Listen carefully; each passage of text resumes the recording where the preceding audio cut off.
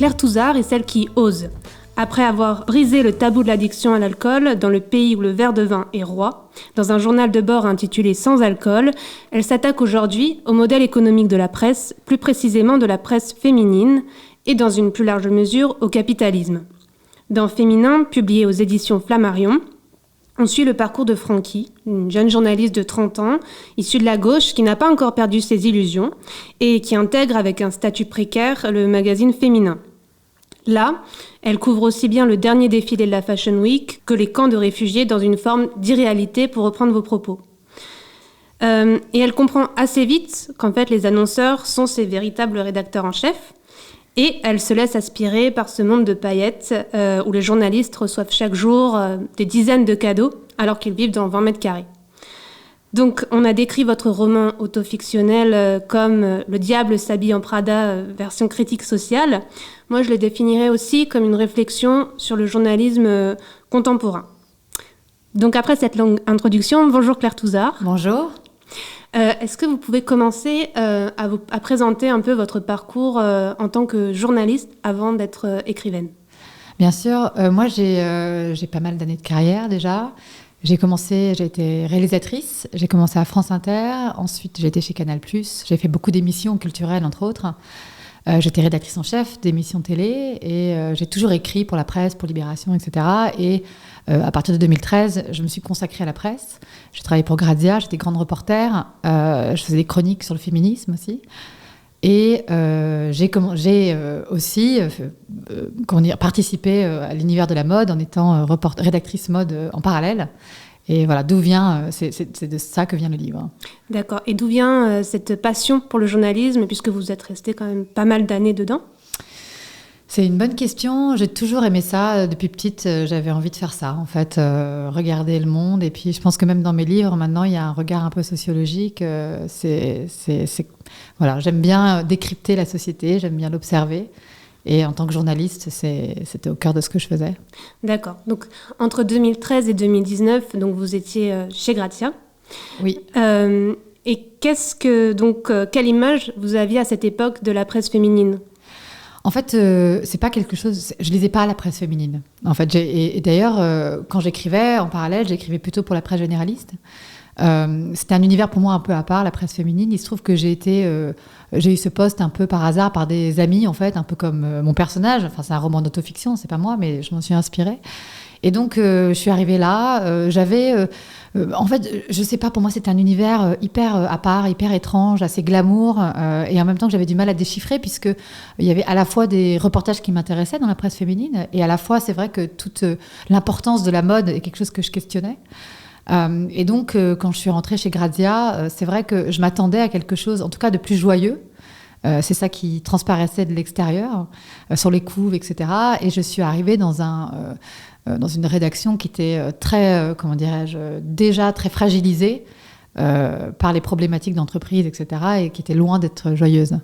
Et qu'est-ce que vous avez découvert et qui vous a particulièrement choqué au premier abord ?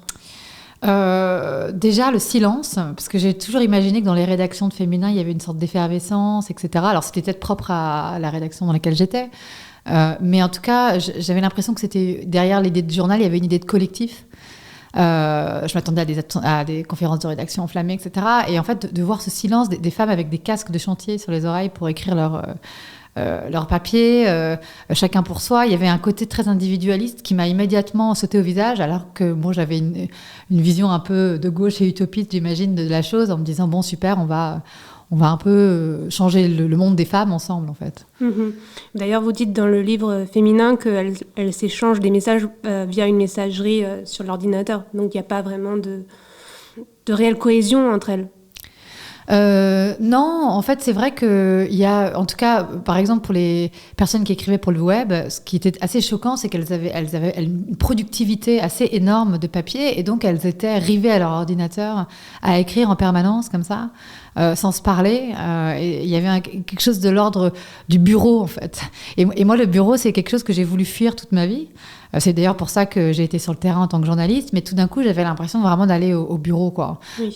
Et c'était très étrange, en fait. Je ne m'attendais pas du tout à ça. D'accord.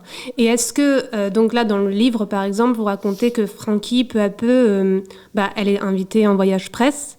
Est-ce que donc ça, c'est une pratique que vous avez découvert ou vous étiez au courant? Pas du tout. Je n'étais pas du tout au courant des voyages presse. C'était vraiment, j'étais très étonnée.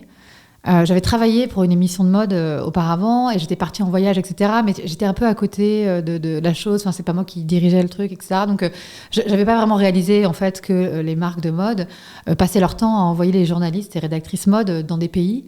Alors, en général, c'était pour des événements, c'était des ouvertures de boutiques. Il y avait toujours quelque chose un peu à fêter, en fait, qui était le prétexte pour découvrir un endroit. Et sauf qu'en fait, c'était clairement des reportages, des publi-reportages déguisés en reportages.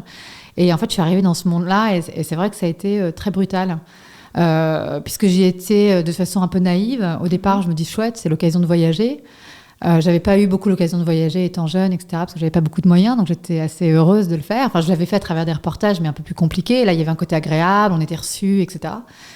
Et puis très vite, j'ai déchanté, parce que c'est vrai qu'il y a une perte de sens dans ces événements. Déjà parce qu'ils sont nombreux, en fait. J'ai l'impression que les marques courent après l'événement. Il y a un truc, on veut faire vivre la marque, on veut l'incarner dans quelque chose.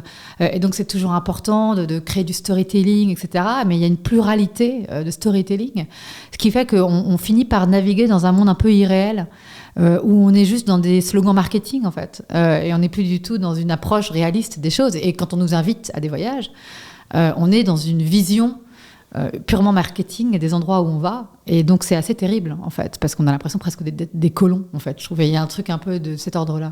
Mm-hmm. Et oui, et vous dites aussi dans le livre que les journalistes pratiquent une forme d'autocensure, finalement. Ah bah bien sûr, parce que quand on est invité par une marque, on va pas dire que c'est nul. Et donc, moi, j'avais toujours fait ce métier pour donner mon avis aussi. D'ailleurs, j'ai une chronique pendant longtemps. Et dans ce journal, c'est pour dire aussi l'ambivalence de journal qui à la fois permettait des chroniques d'humeur très fortes et à la fois qui était quand même très pieds et poings liés par la mode, en fait. Et c'était le seul, pas le seul, parce qu'on ne pouvait pas non plus parler trop de politique, etc. Mais ce que je veux dire, vraiment le gros tabou, c'était les marques, l'industrie du luxe, c'était un interdit, en fait. On n'avait pas le droit de dire notre avis, puisque, évidemment, ces marques-là finançaient le journal, en fait. Donc, c'était une autocensure permanente. Je passais mon temps à aller voir des collections, des choses sur lesquelles j'avais un avis, qui était parfois nuancé, hein, tout n'était pas nul. Mais il fallait que je sois toujours dans une sorte de positivité. J'avais l'impression d'être un passe-plat, en fait, plus qu'une vraie journaliste. Vous expliquez, oui, comme l'industrie du luxe a la main mise sur la presse, il n'y a pas de critique et il n'y a pas de contre-pouvoir. Moi, je pense, par exemple, j'ai cité le média Glitz. Oui, très intéressant. À ma connaissance, c'est le seul média d'investigation indépendant qui enquête sur l'univers du luxe. D'ailleurs, qui aujourd'hui a pointé Le Monde et sa collaboration avec Chanel. Avec Chanel, ouais. Donc, c'est énorme, j'ai vu ça. C'est triste, en fait. Enfin, il y a Business of Fashion qui le fait parfois aussi, mais ils sont quand même très maqués avec l'industrie. C'est vrai que là, Glitz est une initiative super, hein, parce qu'en fait, il n'y a pas de contre-pouvoir, vous voyez, c'est ça qui me dérange, moi, parce que, que les journaux soient financés, on en parlera peut-être plus tard, c'est sûr que c'est une problématique, mais ce qui est problématique, c'est l'autocensure que ça crée, et le manque de contre-pouvoir, c'est-à-dire qu'on ne peut pas, aujourd'hui, en France, parler de Chanel de façon critique, on ne peut pas parler de Dior de façon critique, aucun journal ne le fait. Et moi, je trouve ça assez inquiétant, en fait, puisque l'industrie du luxe a quand même un grand pouvoir en France, et donc ne pas en parler, c'est quand même problématique. Et donc, voilà, que des médias comme ça commencent à se créer. J'ai vu que Mediapart aussi avait fait là une enquête sur Dior et l'exploitation de certaines populations voilà, pour récolter des plantes pour certains de leurs parfums. Et c'est bien que ça commence à sortir, qu'on commence à questionner la chaîne, la traçabilité aussi, parce qu'il y a beaucoup... en fait, si vous voulez, le problème, c'est que quand on est dans des logiques, quand on va en voyage de presse, quand finalement on est invité par les marques, en fait, en gros, c'est eux qui nous donnent les informations. Donc, on transmet les informations que nous donne la marque. Mais en fait, ils peuvent nous dire tout et n'importe quoi, si vous voulez.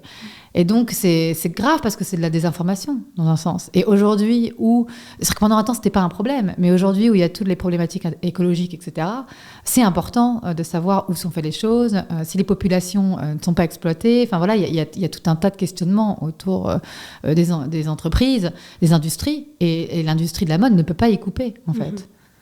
Il y a une des autres pratiques que vous citez dans le livre, moi, qui m'a particulièrement frappée, c'est qu'aujourd'hui, quand on veut avoir accès à une égérie, non, je me suis trompée, quand on veut avoir accès à une célébrité, on doit passer par la maison pour laquelle elle est égérie. Et ça concerne non seulement la presse féminine, mais aussi la presse généraliste. Est-ce que c'est une pratique aussi que vous avez vu se généraliser quand vous étiez, par exemple, chez Grazia ? Oui, pas toujours, mais souvent, parce que c'est très dur de contacter directement les agents de la crise américaine. Donc évidemment, on passe par les marques pour lesquelles elles sont égéries ou les enseignes, qui sont souvent les mêmes, L'Oréal, etc. Et le problème, c'est que non seulement, du coup, on a l'agent ou l'agente de l'actrice quand on fait l'interview à côté de nous, mais on a aussi des personnes de chez Chanel ou Dior, etc., qui, en fait, contrôlent les questions.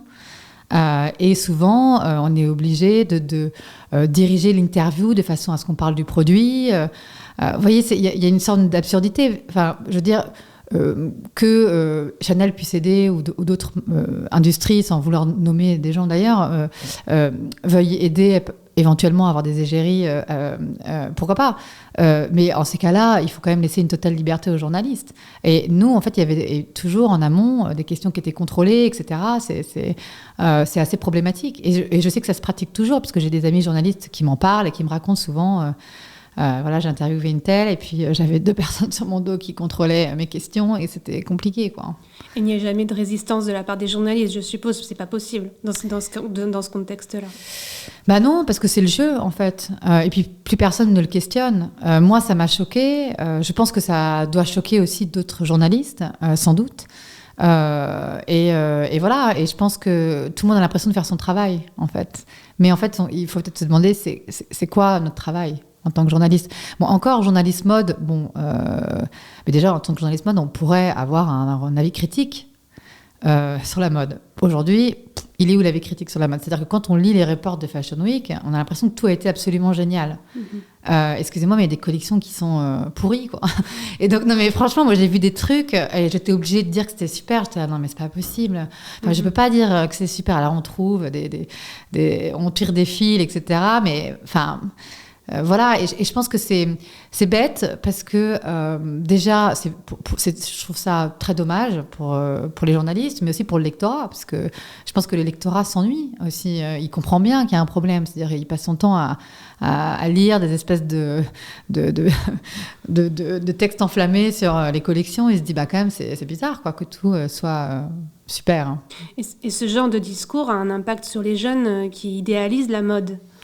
Bah, évidemment, quand il n'y a pas de contrepoint, en fait, on incite les jeunes à penser que c'est un univers génial et incroyable. Quand il n'y a jamais de critique, et encore une fois, il y a des choses super dans la mode. Je ne suis pas anti-mode du tout. Je dis juste, il faut plus de liberté de parole, quoi. C'est par exemple, le fait que mon livre féminin soit considéré comme politique, moi, je trouve ça hyper dérangeant. Parce qu'au fond, qu'est-ce que je fais? C'est un roman d'autofiction, il y a de la fiction dedans, mais évidemment, ça part d'expérience. Mais je dis juste la vérité. Si la vérité est à ce point politique, c'est compliqué quand même. Si on en est à se dire que vraiment juste émettre des faits sur un univers est quelque chose de radical, c'est qu'il y a un problème, en fait.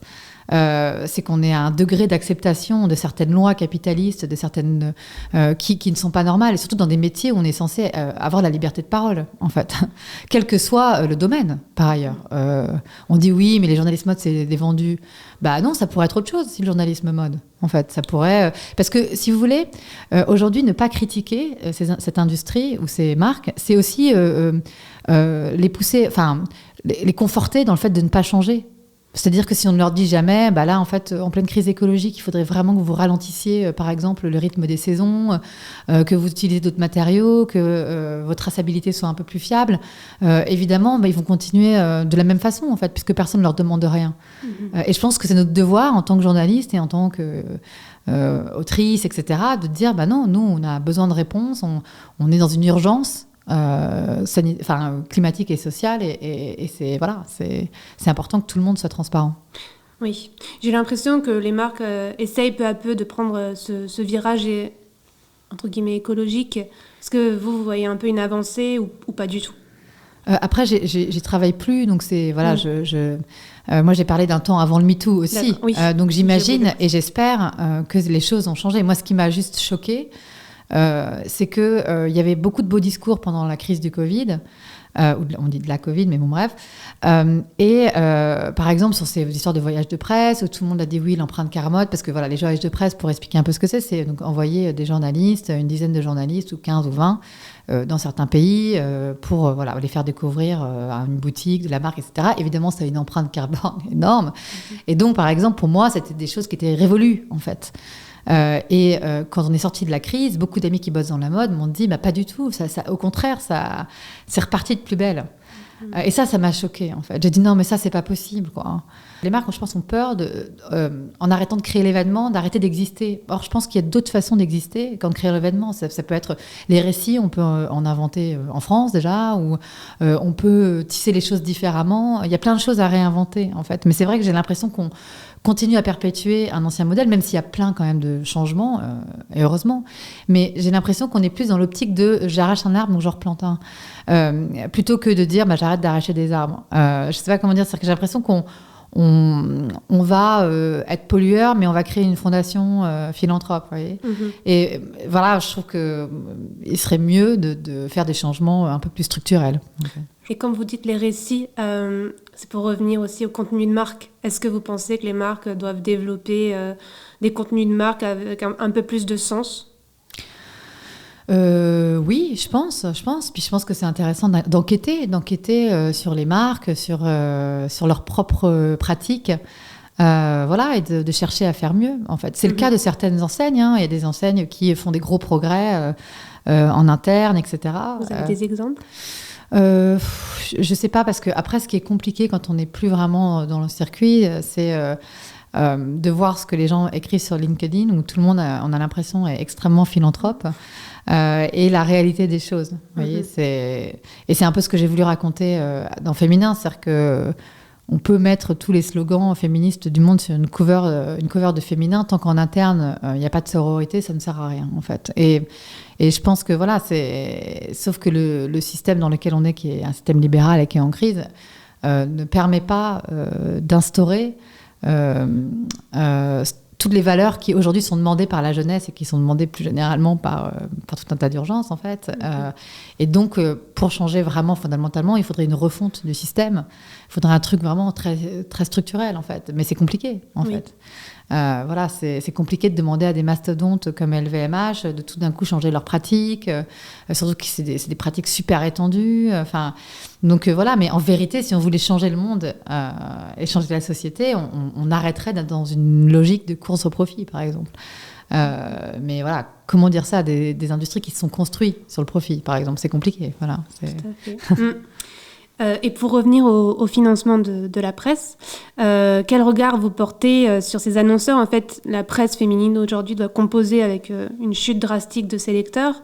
Donc, quel regard vous portez sur la présence en nombre des annonceurs ?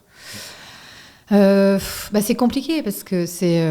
en fait, ce qui est compliqué, c'est que du coup, aujourd'hui, quelque part, on ne fait plus les journaux pour le lectorat. En fait, quelque part, on le fait presque pour les marques, puisque c'est elles qui font perdurer les journaux.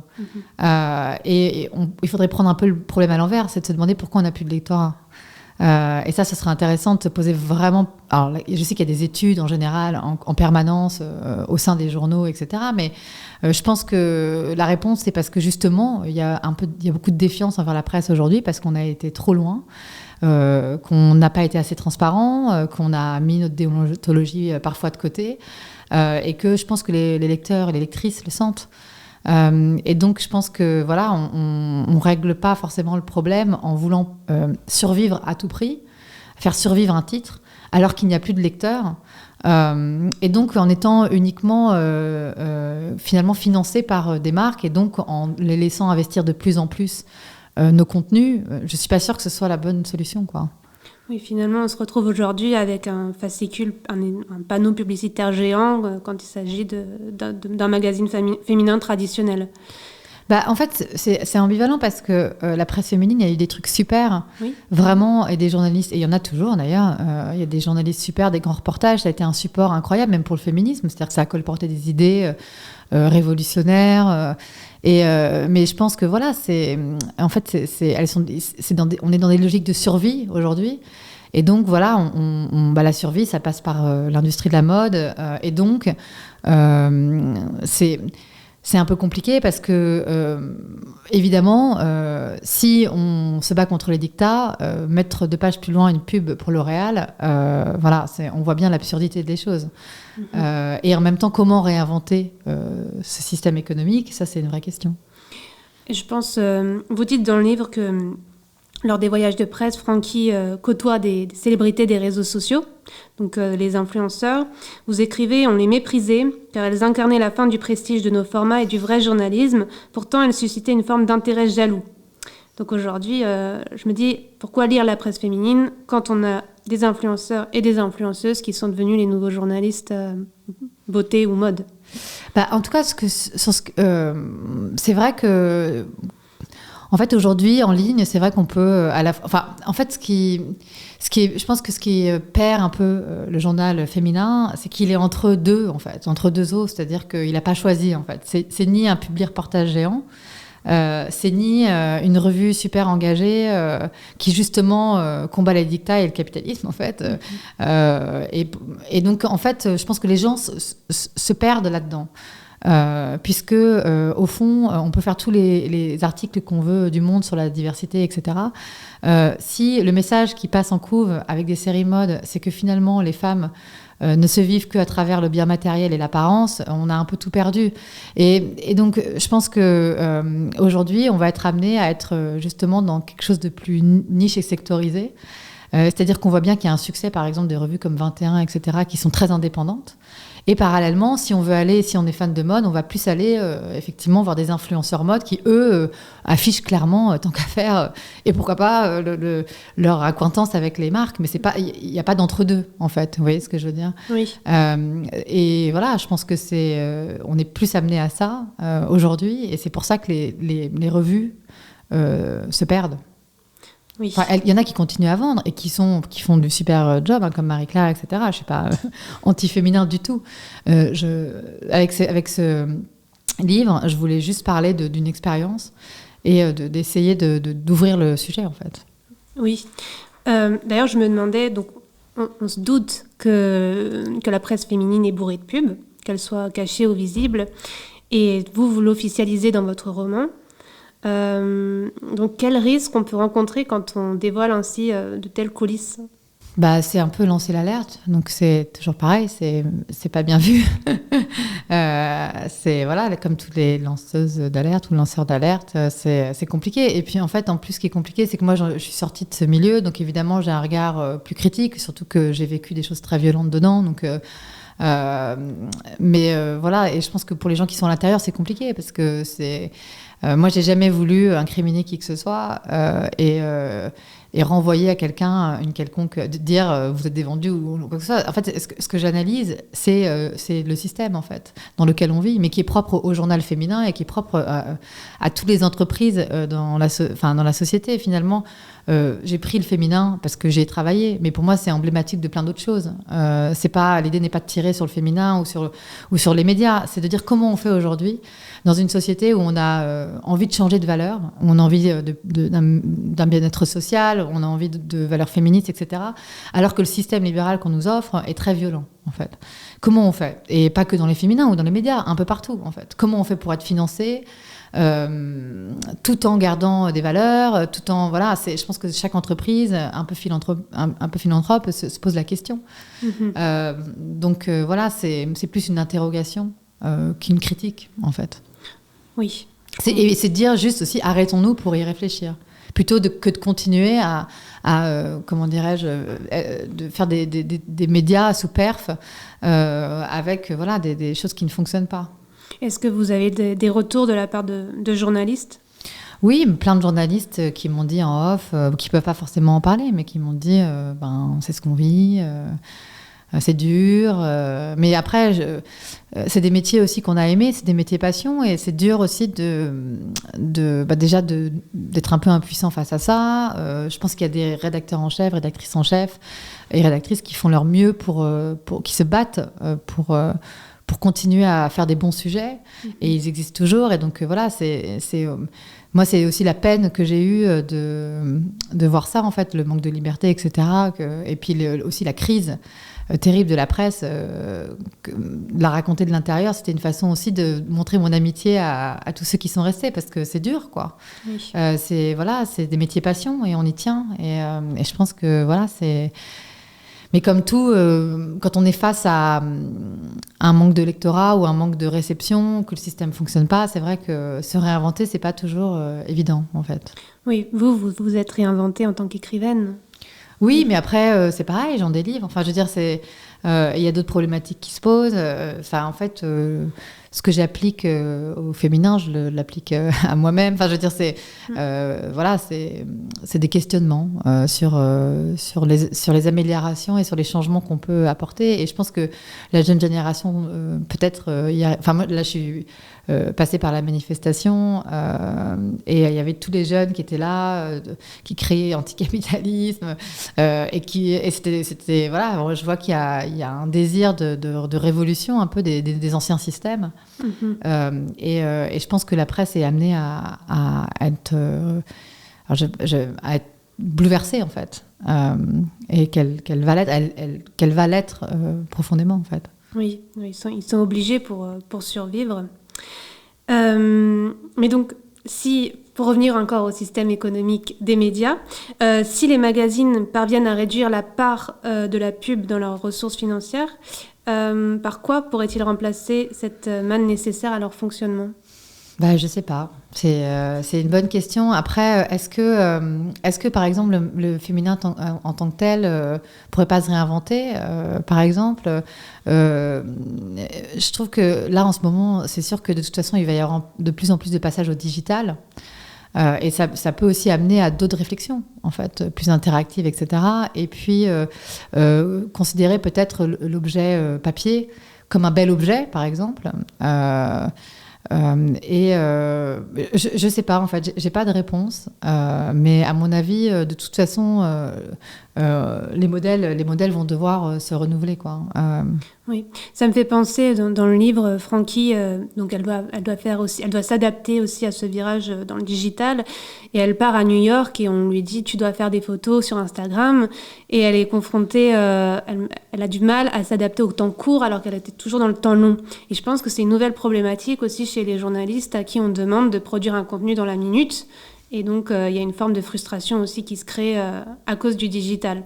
Donc, Oui, parce que c'est deux rythmes différents, et que quand on a commencé, moi j'ai 40 ans, voilà, quand on a commencé il y a 10 ans, c'est sûr que c'était pas du tout la même chose, en fait. Le métier a été très évidemment bousculé par l'arrivée du numérique, et d'ailleurs les rédactions ont eu du mal à s'y mettre. Pendant longtemps, c'était assez sectionné dans les rédactions, c'est-à-dire qu'il y avait l'équipe web et l'équipe rédactionnelle presse, enfin papier. Et en fait, on communiquait très peu, en fait. Alors, je ne sais pas comment ça fonctionne aujourd'hui, mais je pense que les groupes ont eu du mal un peu à faire le passage au numérique. Et ce qui a créé aussi un peu de frustration et enfin, voilà, parce que ce n'était pas les mêmes métiers, et ça l'est devenu. Et je pense qu'il y a des gens qui n'ont pas voulu, en fait, aussi, tout d'un coup, parce que eux, ce qui leur plaisait, c'était déjà être dans l'ombre, parce que tout le monde n'a pas envie d'être sur les réseaux sociaux, être dans un temps long de l'écriture, et voilà, et on s'est retrouvés avec l'obligation d'incarner nos papiers, et je pense que voilà, c'était pas fait pour tout le monde. Et vous-même, vous avez eu du mal ? Est-ce que j'ai eu du mal ? Je m'y suis mise. Au début, c'était un peu bizarre, parce que j'avais l'impression que c'était pas du tout le même métier. Et puis après, voilà, j'ai commencé à intégrer des nouvelles données, j'ai commencé à apprendre. Je me sers maintenant des réseaux sociaux. avec les limites aussi que j'y trouve en fait. C'est-à-dire que j'essaye d'avoir une distance avec les réseaux sociaux vraiment, parce que je trouve qu'ils sont très pourvoyeurs de très bonnes choses. Mais aussi de grosses problématiques de santé mentale et d'addiction, etc., qui sont mes sujets. Et voilà, je trouve que c'est vrai que, par exemple, aujourd'hui, j'entends beaucoup de gens, de toutes les générations confondues, qui développent des sortes d'anxiété profonde face à l'afflux d'informations. Et c'est intéressant parce que, justement, enfin, on a cru à un moment donné qu'il fallait être dans la profusion aussi d'infos pour être présent et être visible. Justement par rapport à la presse ou d'autres modèles, mais en fait on en revient aussi un peu, puisque on voit qu'il y a beaucoup d'anxiété, ça génère beaucoup d'anxiété chez les gens. Donc voilà, il faut trouver un rythme entre l'info importante, parce que sauter sur l'info aussi, c'est pas toujours... Voilà, il faut 2 temps en fait de réflexion. Oui, allier les deux, trouver un équilibre. Exactement, ouais. Voilà, ça sert à rien de sauter sur l'info sans analyse. C'est du fait brut, mais il faut derrière aussi des temps de réflexion. Il faut recontextualiser les choses. Il faut qu'il existe encore une fois ces 2 temporalités. Avec le modèle économique d'aujourd'hui, est-ce que c'est possible ? Je ne suis pas sûre. Non, c'est vrai que c'est compliqué. Mais vous me demandiez tout à l'heure sur l'avenir de comment faire pour vivre avec les marques et sans se faire manger par elles. Bah déjà, je pense qu'en mettant des lignes claires, c'est pas parce qu'on finance quelque chose ou un titre qu'on est déjà on est chez soi et qu'on a le droit d'avoir un impact sur son contenu. Et je pense que inversement, c'est aux journalistes aussi de reprendre leur liberté face à ça. Et parce qu'en fait, il y a au-delà je ne suis pas sûre que l'industrie de la mode censure véritablement les gens du tout. En fait, moi, on m'a jamais dit, ne dis pas. Enfin, en fait, je parlais des actrices tout à l'heure, mais en fait, elles orientent, les marques orientent parfois en disant voilà, ce serait bien de parler du produit, etc. Mais jamais personne ne m'a dit ne dis pas ça, c'est interdit de la part des industries, hein, j'entends. Mais je pense que les journalistes s'auto-censurent aussi beaucoup parce qu'ils ont peur. Ils se disent voilà, comme un tel me donne de l'argent, je vais pas donne de l'argent dans le magazine, je ne vais pas dire du mal, alors que peut-être s'il le faisait, et que si tout le monde le faisait collectivement et commençait à donner son avis, sans attaquer, mais en tout cas, peut-être que aussi ça forcerait les industries à entendre la critique. Et du coup, le rapport de force serait inversé, vous voyez ? Parce que là, il y a un rapport de force qui est complètement, biaisé, en fait. C'est-à-dire que tout d'un coup, c'est comme si on donnait un tout pouvoir à ces industries.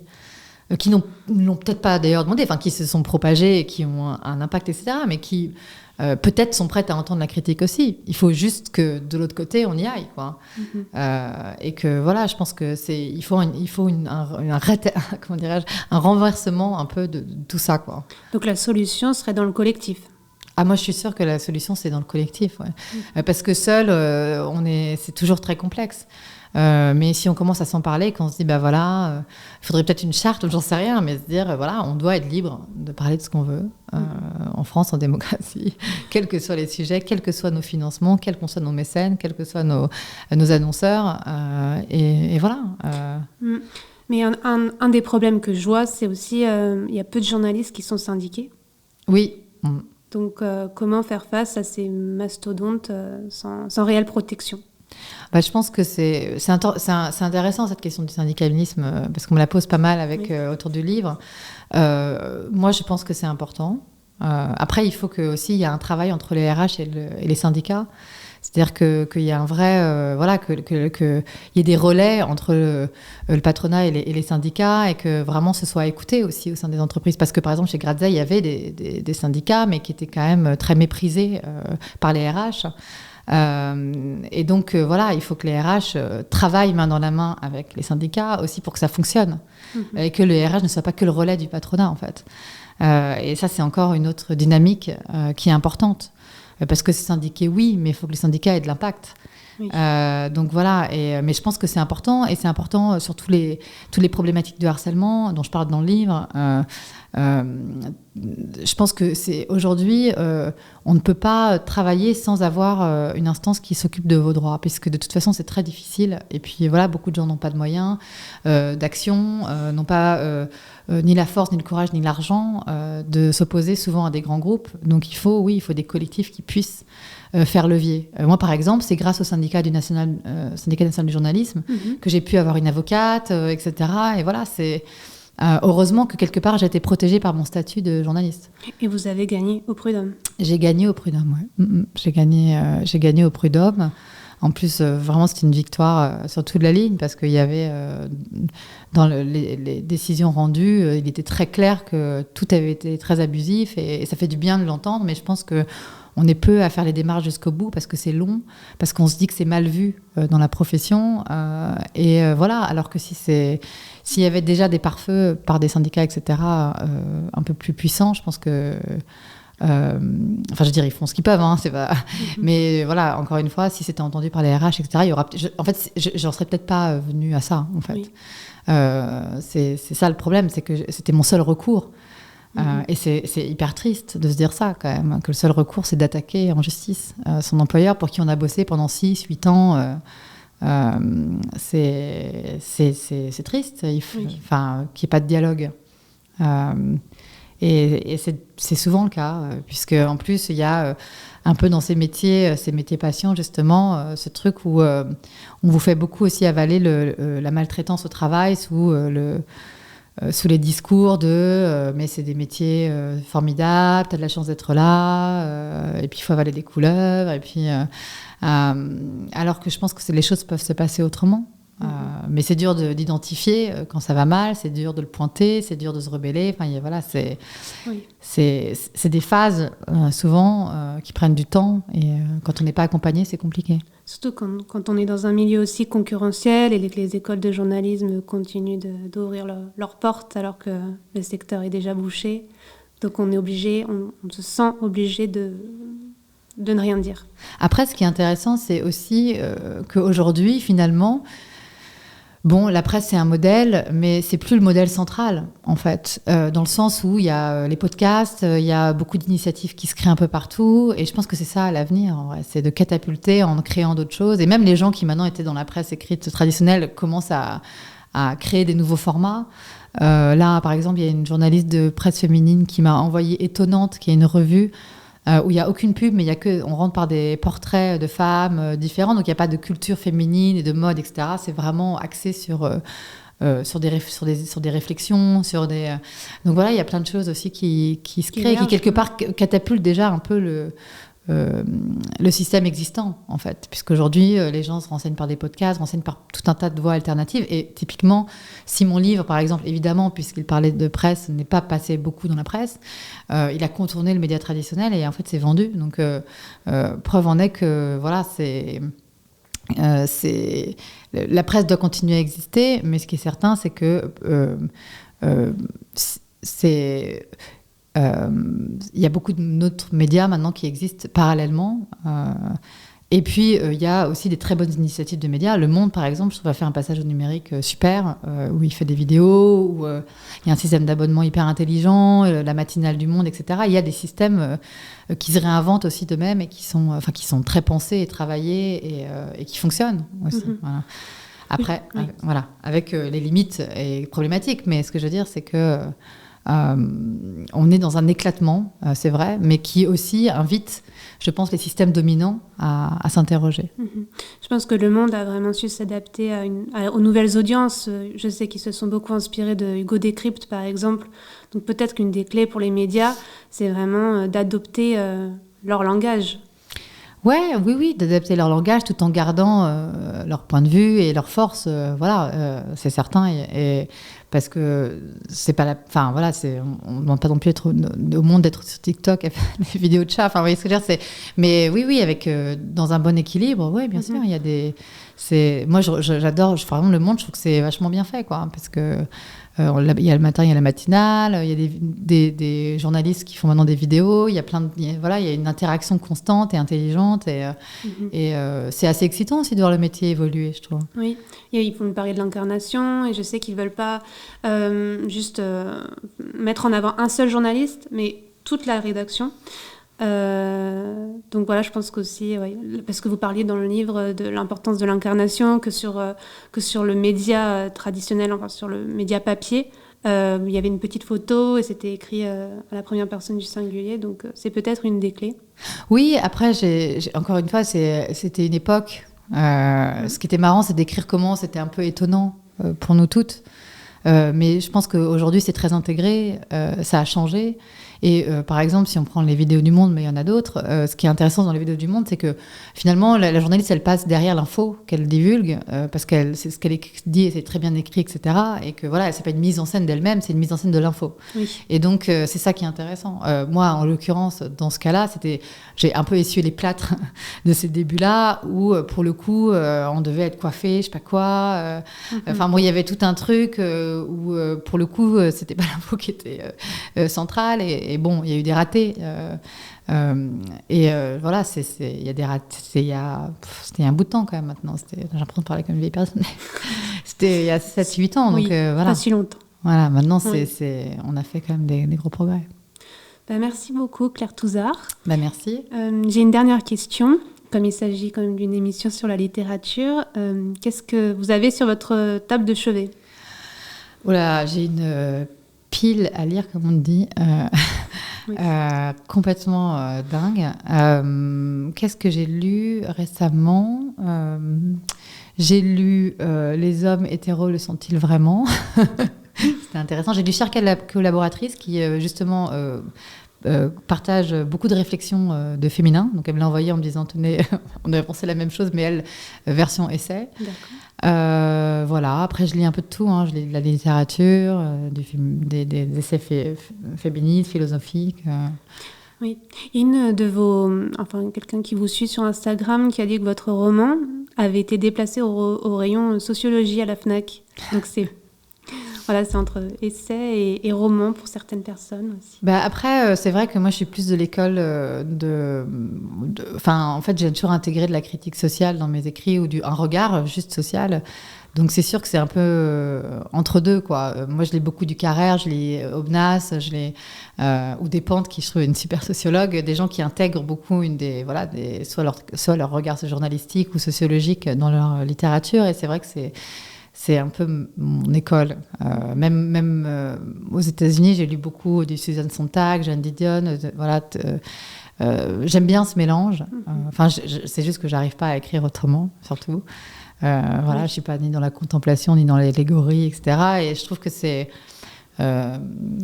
chacun sa vision, mais je trouve que pour moi, c'est important de relayer ce qui se passe. J'ai l'impression que c'est quelque chose qui monte en France. Moi, je pense par exemple à Judith Duportail, ou René Grezard, qui ont aussi cet aspect sociologique. J'adore.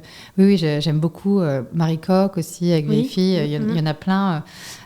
Aussi partir de l'intime pour essayer de voir... l'intime et politique. Voilà, exactement, une vision plus large. Je trouve ça super intéressant, en fait, ce côté transversal et qui effectivement existait moins en France. Moi, j'ai énormément lu en fait, de littérature américaine, donc sans doute que j'ai été... influencée par cette école-là aussi. Bell Hooks, voilà. Et donc voilà, c'est vrai que c'est ce que j'aime faire. Et puis je trouve qu'aujourd'hui, ça se justifie d'autant plus qu'à moins d'être complètement aveugle et sourd, c'est difficile, je trouve, de passer à côté de ce qui se passe à l'échelle de la société. Moi, j'arrive pas en tout cas à m'en séparer, en fait, et à me dire, bon, je vais parler de la contemplation de la nature. Enfin, c'est très bien que ça existe aussi, mais ce que je veux dire, c'est, je trouve que, en fait, en tant que, justement, parce que j'ai une visibilité, que j'ai une voix, que je me sens un peu, Responsable. Pas responsable, mais je trouve que oui, c'est pour moi ma vision de la littérature, elle est au cœur de la société en tout cas. Voilà, elle est politique peut-être. Des fois on me dit oui, vous êtes trop politique. Enfin, je sais pas ce que ça veut dire, mais en tout cas, elle interroge le social, elle regarde la société et de fait, comme la société va mal, voilà, c'est arrive plein de questionnements. Après, c'est gentil de m'interviewer, etc. Après, je suis ni spécialiste des médias ou j'ai aussi mes limites. Je suis pas économiste, mais en tout cas, je peux raconter ce que je vois et faire passer à travers la littérature des réflexions sociales. Ouais. Oui, c'est ce qui parle le plus aux gens. Donc oui, disons que souvent, je dis mes livres, c'est des points de départ. Oui. Parce que c'est pas des essais non plus, en fait. Et j'ai un certain avis, même sur les médias, mais ce qui est bien, c'est après d'aller le compléter avec de l'essai. Parce que l'essai, c'est encore autre chose. Alors là, je suis en train de m'y essayer, justement. Ah oui. Sur quel sujet J'en parlerai. Mais voilà, et c'est encore un autre... voilà, c'est bien de faire les deux aussi, d'ailleurs. Oui. Parce que des fois, on est un peu frustré. Moi, des fois, je suis un peu frustrée. Parce qu'on peut pas aussi, dans le roman, parfois aller tout au bout de l'analyse. Oui. Donc, voilà. Donc, plus dans l'esprit Mona Chollet. Oui, Mona Chollet. Après, ce qui m'intéresse, moi, aussi, comme Marie Coq, etc., c'est... Mona Chollet, je suis absolument fan. Elle est plus dans la synthèse. Ce qui est intéressant aussi, aujourd'hui, je trouve, c'est les autrices qui produisent de l'idée. Alors, c'est un peu casse-gueule parce que parfois, voilà, c'est bien, on peut changer d'idée aussi. Mais en tout cas, j'essaye de croiser les réflexions pour en produire quelque chose à travers le roman. Et ouvrir la discussion comme on le fait aujourd'hui, sachant que ce qui est intéressant, c'est quand justement on est dans une littérature un peu du réel comme ça, c'est de faire des rencontres et justement de voir converger ou s'opposer les avis. Oui. Et il y a toujours des jeunes femmes ou des personnes plus âgées qui souvent finissent par débattre à mes rencontres, parce qu'évidemment il y a plein de points de vue sur une situation, mais justement mon livre il appelle à être critiqué parfois, à être au contraire, je trouve ça super d'avoir des avis différents, de me dire ah bah oui tiens, j'avais pas vu ça comme ça. Et je trouve qu'en fonction des âges et surtout avec les jeunes générations qui sont très politisées, c'est hyper intéressant parfois d'être super brusqué à des rencontres par des manquements, je prétends pas du tout répondre à toutes les questions. Mais vous en répondez à beaucoup. Ah bah merci. Merci beaucoup Claire Touzard d'avoir été avec nous et à bientôt. Merci à vous de m'avoir invitée. De rien.